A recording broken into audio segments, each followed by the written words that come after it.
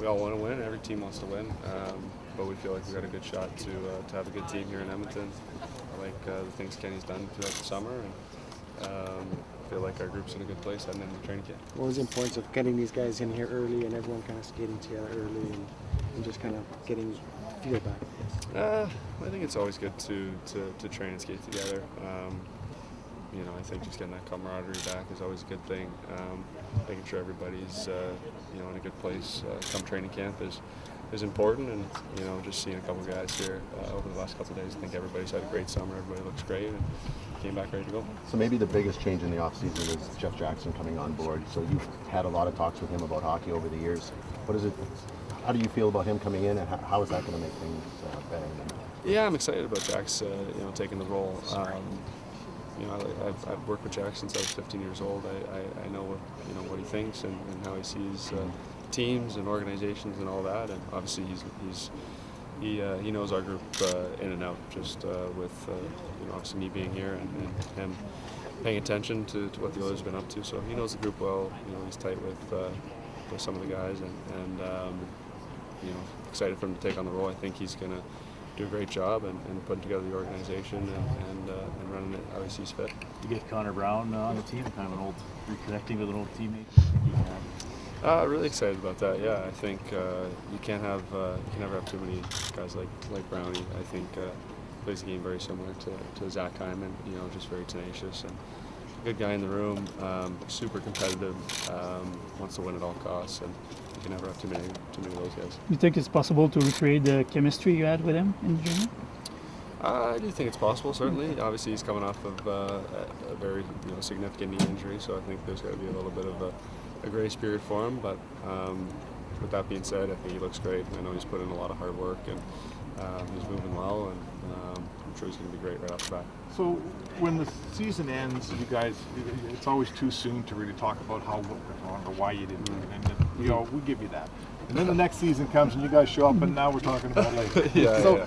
Do we have a verdict on what didn't happen in that Vegas series? You know what? It was a collection of little mistakes that add up to losing the series, in my opinion. Looking back, we're sitting there in Game 5, 5 minutes left in the second, and in a real good place, on the road, up by a goal, feeling good about ourselves, and find a way to be down 2 heading into the third period. It's a collection of mistakes throughout the series that, like I said, add up to a series loss, and something that we'll fix throughout the course of the year. Right, so when we talk about teams that have to lose and get experiences and go through some tough roads to get to where they want to go, do you just define a long stretch of that road? I certainly feel that way, yeah. The old saying is you got to lose to learn how to win, and as painful as that is, I feel that is true. I think you see that through all the teams that win. There might be a handful that are an exception to that rule, but for the majority of the teams that win, I think they go through those things, and it's very painful. But we've gone through a lot of steps and learned a lot of lessons, and it's up to us to put those to good use. Conor, you've got the captain skates this week, 2 weeks out from main camp even opening. What characteristics does that highlight out of your group coming this early and just being that dedicated before the camp opens? I think it says a lot about where our group's at.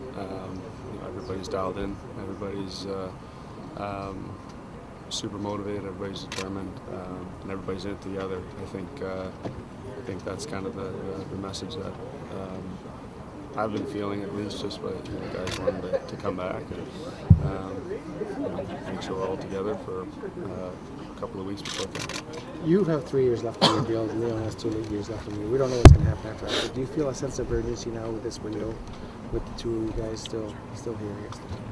I feel a sense of urgency every single year. Doesn't matter contracts or anything like that. I feel like our opportunity is here and now, just with the age of our group, and like I said, kind of the stages that we've kind of gone through and the steps. I feel like,